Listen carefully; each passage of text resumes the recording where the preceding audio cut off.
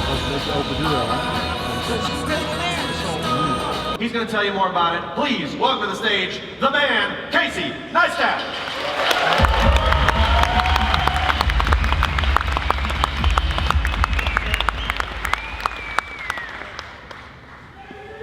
What's up, guys?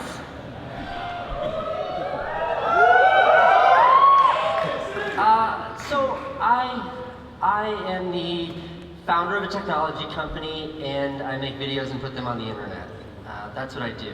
And when I was doing some research about this event and trying to understand who would be here in the audience and what today would be about, trying to form and patty my talk to be most appropriate, I landed on one place and I thought would be most meaningful. And that is this sort of brave new world of media that we live in, where it's democratic, it's a meritocracy, we all have the same entry point. I started my YouTube channel the same way that like my kids' friends in school start their YouTube channel. And I think what people often fail to see is what's required to actually succeed today in this space. It's a swimming pool we can all jump into, but how do you thrive there? The short answer to that big question is I have like no fucking idea how to succeed. People always ask me how to grow their YouTube channel, I have no idea. But I know how I did it, and I thought I would share that with you today. So going all the way back, I started making videos on my iMac computer, the really old one, the one that looked like a big purple pink toilet. Remember that one? Late 90s, had a handle on the top. And when I finished the video, I didn't know where to put it.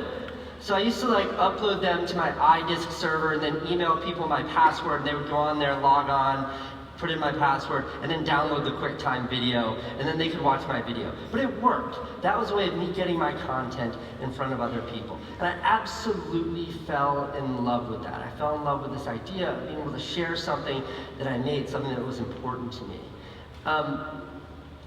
It was something that I was so passionate about, so excited about, that I really in that moment, in those early days of digital video, I knew that this was the trajectory that I wanted to follow for my entire career.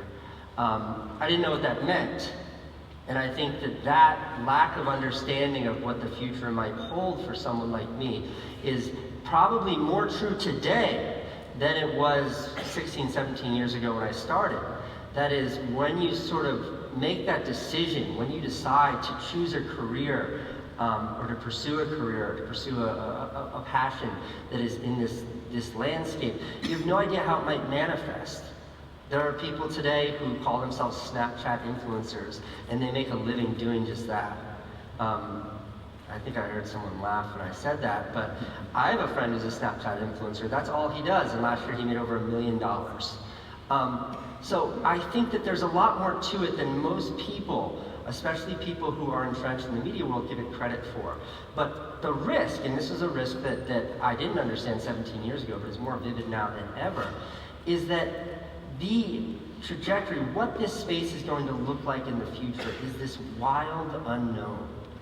It's this scary, dark place that changes so quickly that by the time you arrive at the place you set out to go to, it's already changed and looks nothing like the place you set out to go to when you initially started.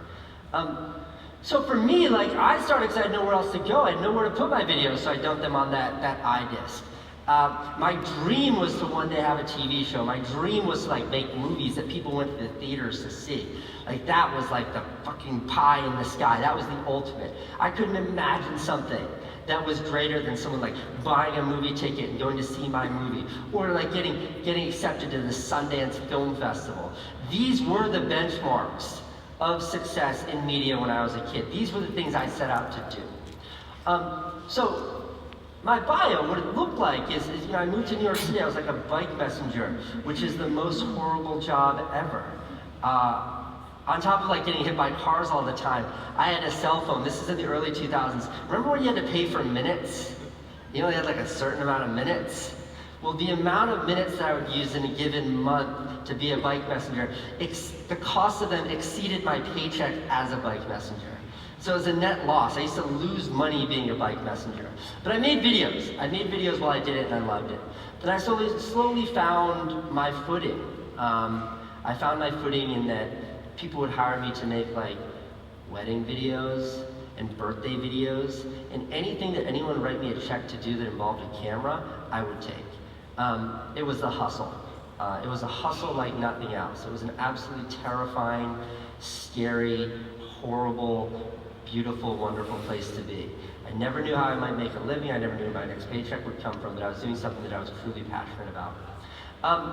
And I just did that, and I kept doing that. And I met a guy who was like, hey, do that for me. And I did that for him. He's like, this is great. Let's do something bigger together. And we did something bigger together. And they said, let's do something even bigger together. And I was like, okay, here's this idea. Give me enough money for like a year. And in that year, my brother and I worked together very closely for the first decade of my career. My brother and I will just make a whole bunch of stuff. And he was like, oh, okay, that seems fair. There aren't enough people like this guy who wrote me that check, by the way. But if you find them, hang on to them. Yeah. And we started making content. We just made content. And every 6 weeks we'd have a meeting with this guy. His name was Tom Scott. And he'd say, okay, show me what you got. And we show him like this pile of short videos. And he'd be like, okay, this is good, keep going. And we just kept making these videos. And then 6 months into this one-year deal, he was like, what is this? And we're like, I don't know, but like if we add all the videos together, it sort of adds up to almost a half an hour. That's what a TV show is, right? Let's call it a TV show. And we continued on that trajectory until we had what felt like an actual TV show. And just like parenthetically what that meant was we just like linked together all of our short videos that look exactly like my YouTube videos, but we put a title at the beginning and credits at the end, and we're like, it's a TV show. I laughed too, but like it worked. And I remember we went to LA to like shop that around, which is a fucking humiliating experience if anyone's ever tried to sell something that they like put their heart into. And we showed it to some people and they're like, okay, I don't get it. We showed it to some other people. The most insulting is when they're like 3 minutes into it, they'd be like, I get it. And I'm like, you don't fucking get it, man. It's 20 minutes long. But eventually we showed it to HBO. They loved it. And they wrote us a check for $2 million for it.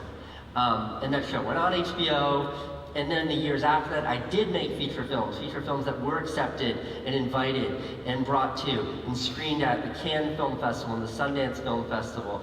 And then in 2010, which I would say is like the crescendo, the absolute peak of this mainstream success, that is when I had a show on HBO that was premiering a new episode every week. And it was the same time that the feature film that I just produced, that premiered at Cannes, that premiered at Sundance, won an Independent Spirit Award.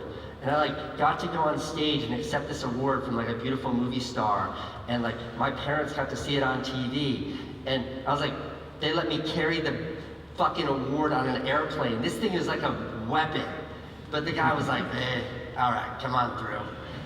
And I was like sitting on that airplane, and you know that thing that happens when you're on an airplane and you have your headphones on, and your like face is pressed up against the window and like a sad song comes on, and you just get fucking horribly emotional. You're like, why am I crying? And you just start freaking out. I was having one of those moments, and I think what it was, what I was responding to is that I had spent the previous 2.5 years not creating. But I had spent the previous 2.5 years sort of working the politics that was the media industry. Getting up on that stage to accept that award, sure, it spoke to the merit of the film that we had made, but more so, the amount of steps it took to get there. There was a tremendous amount of nepotism. There's a tremendous amount of sort of bobbing and weaving through this political system. How did we get the meeting with HBO in the first place? Like, there were all these unfair advantages and all these chess pieces that had to be moved around. And in all that, it had completely consumed me. And I had gotten away from the thing that I loved the most, which was like sitting at home, working on my new iMac, making little videos. And it was at that moment that I decided, I would just say, fuck it. And I'm just gonna go back and make videos and put them on the internet. And I remember like my big Hollywood agent at the time was like, that's crazy, you don't do that. And when I spoke to my commercial rep, like my commercial agent, the person who like got me these really sweet jobs directing TV commercials, and I was like, I just want to make internet videos, so find me companies that will like give me money to make internet videos for them. She was like, good luck with that, Casey. And I really felt alone. And I just put my head down and I started making videos. I was not immediately successful. I remember like 3 or 4 months into it, I had 5 or 6 videos up. I think I had 200 subscribers and a few thousand views. I remember like my kids' friends in high school had more views than I had on YouTube, and I had a show on HBO at the same time. And that was a really tough thing. It was a tough pill for me to swallow, but I think it underscored why I was focused on that in the first place, which is that like a guy who's a successful filmmaker with a show on HBO has no advantages over like a 14-year-old kid who's in high school, and I love that. And then I made this one kind of stupid video, and things just kind of blew up. So I'm going to show you this kind of stupid video right now. Because this video was the turning point for me. This video showed me, more so than anything else, what the potential of making movies online was.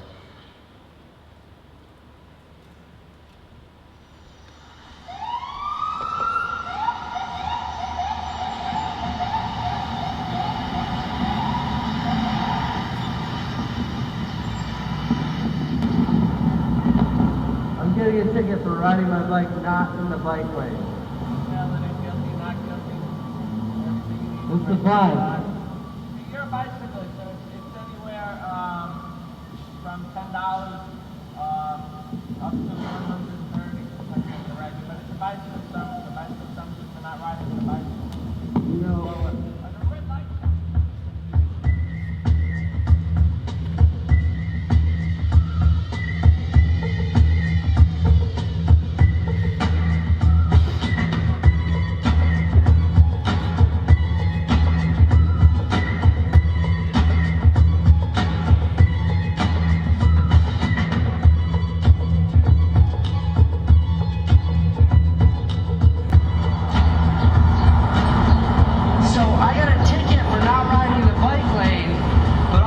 Obstructions that keep you from properly riding in the bike lane.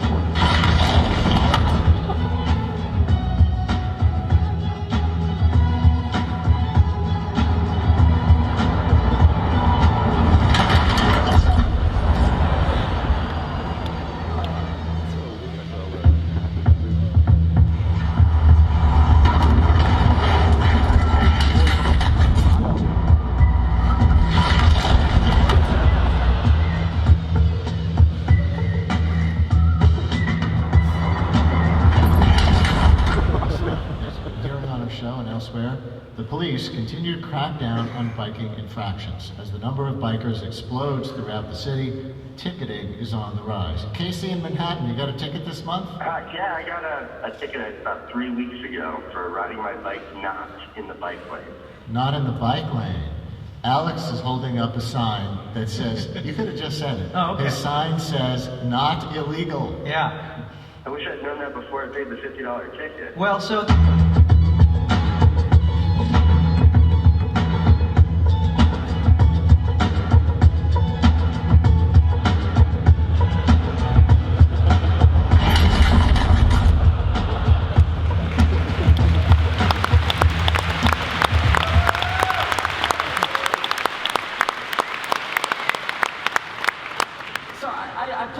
out there, and all of a sudden it does like 5 million views in a day, and the mayor of New York City has to answer to it in a press conference.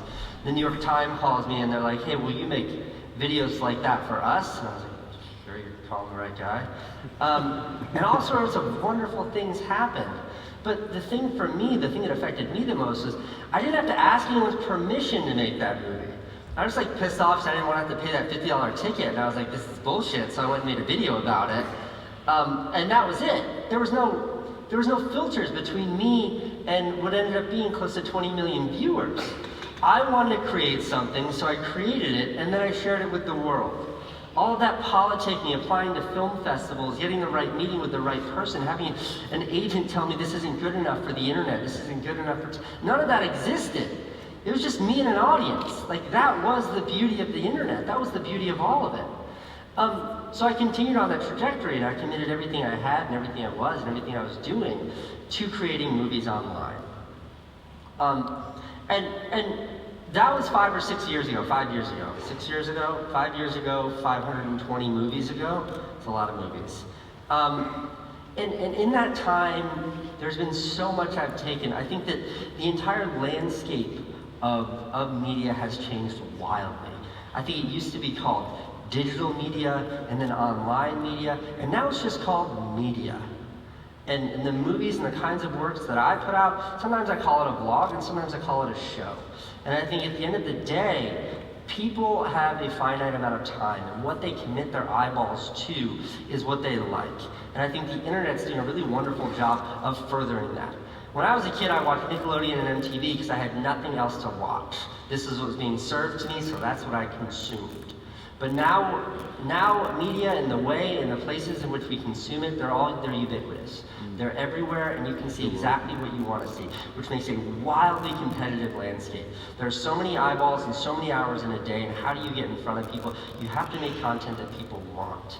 And I think it's arriving at a really fair, really open place. The last thing I want to talk about is the power of influence and what influence actually means. Influence is something that's new for me. And the reason why I'm talking about it is because I fucking hate being called an influencer. And like my agent brings me these these jobs all the time. And it's like influencer marketing campaign. That is like the worst, most offensive swear word you can call someone as an influencer. But I still think it's something that's important to discuss because influence is real. And what influence is today, and again, this is something I'm learning about all the time. This is something that's wildly new. But I think that in the world of marketing, there is nothing greater than influence. There's nothing more effective than influence. And I think years ago, when TV was it, marketers could bullshit their way to convince people that their 30-second spot that aired on Tuesday nights, this many people saw and it had this much impact. And that was good enough for companies to write checks to buy that 30-second spot. But the fun and games are over, the smoke and mirrors are over. Now there are real quantifiable metrics. You can actually see who's paying attention to what in the most granular way. So now we can actually see like in a really tangible new way, we can see what the impact of influence actually is. And for me, that's meant a bunch of wonderful things. It means I get to like drive fast Mercedes-Benz in the south of France, which is cool. But it also means that I, on occasion, get opportunities to do things that I really want to do. And where I'm arriving with this is I want to leave you guys today showing you a video that is a commercial. This is an advertisement. But it's also the video of all my videos. It's one of the ones that I'm most proud of, that I was most passionate about making, that really meant the world to me.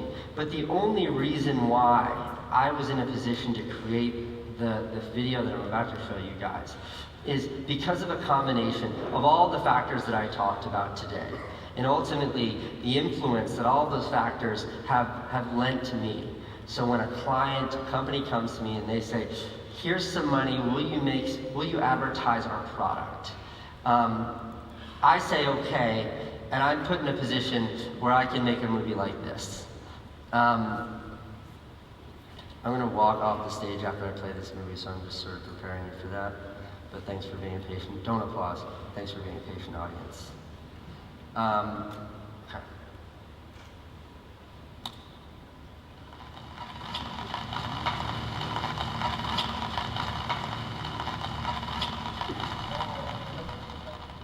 Okay, so this is the actual correspondence.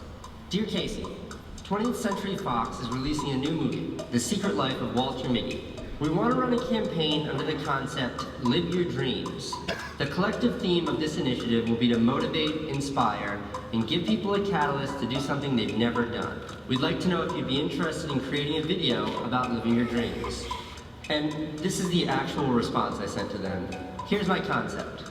Give me the budget, I'll go to the Philippines and spend every penny helping people in need.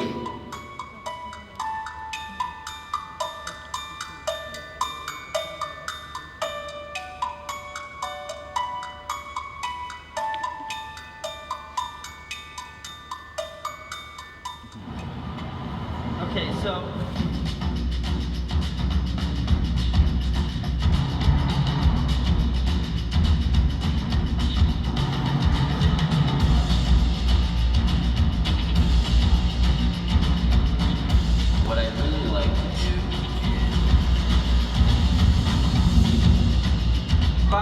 for your help.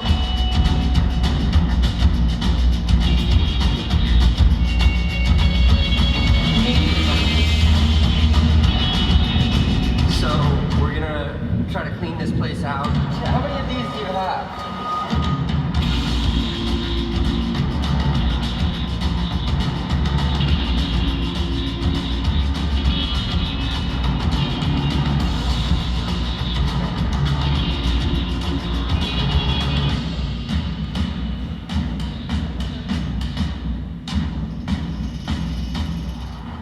This is what the secret life of Walter Mitty's promotional video budget looks like.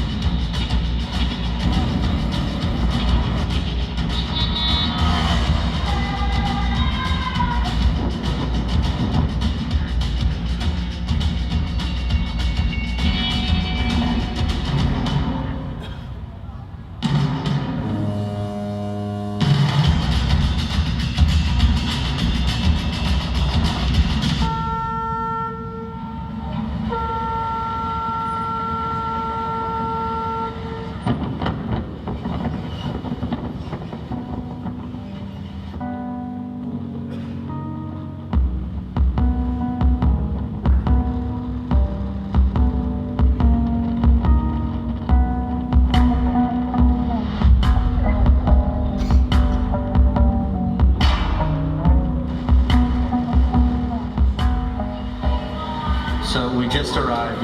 We're unloading the buses with the help of all these people. No idea who these people are. I guess this is the house we're going to be staying in tonight. There's no electricity or anything here, but they do have generators.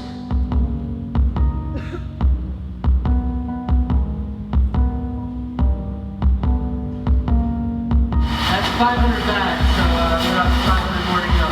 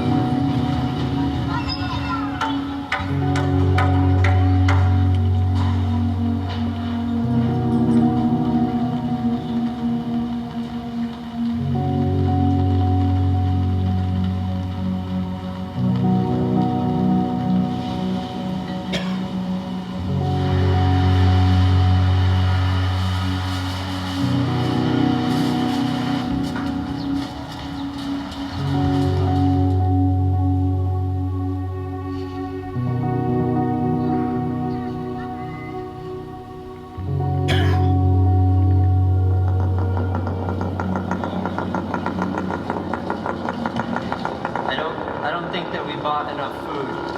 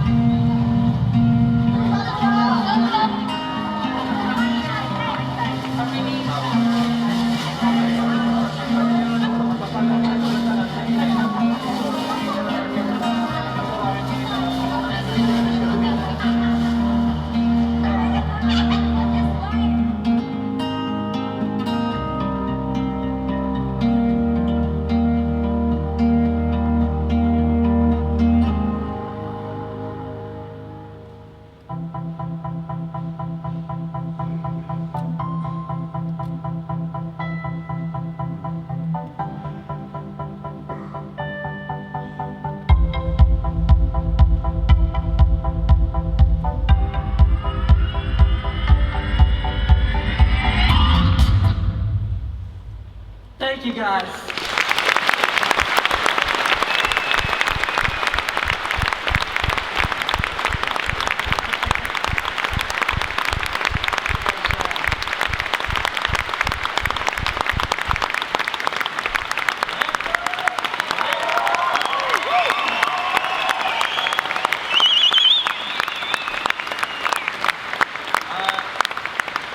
You guys should know that the bio I was handed said that Casey had 2.8 million followers, and I was like, is that true or is it bumped? And he's like, yeah, it's 3.1. I'll bet it's like 3.3 now.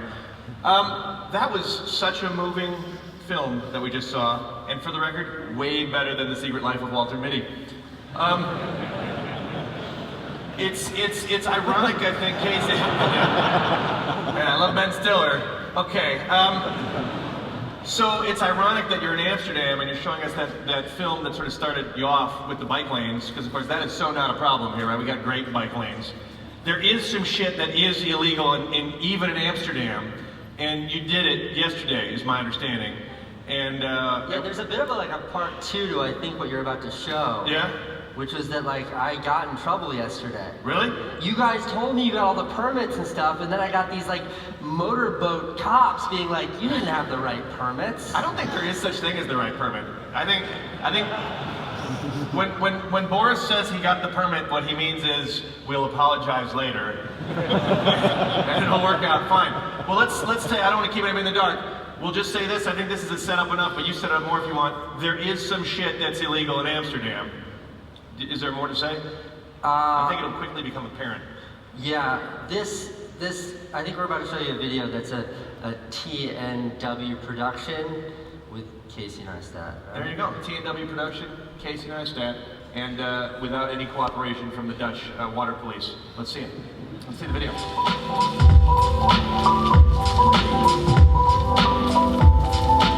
Here in Amsterdam for the next web conference. I couldn't ride my skateboard with all these canals, so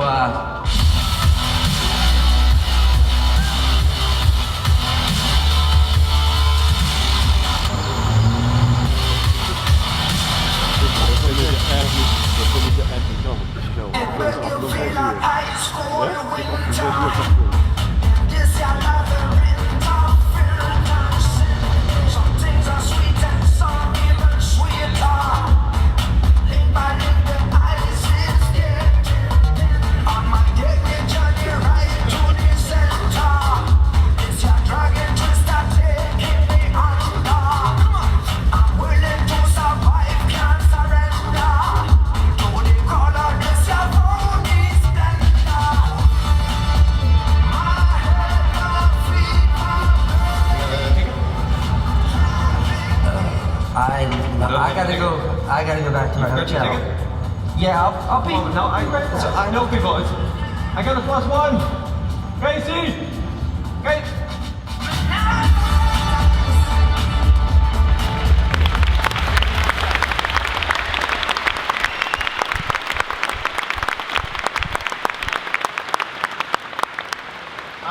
We're gonna dive, we're gonna keep moving forward like a wakeboard in a Dutch canal.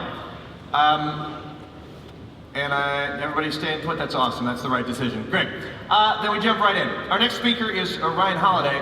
He's a media strategist and prominent writer on strategy and business. You guys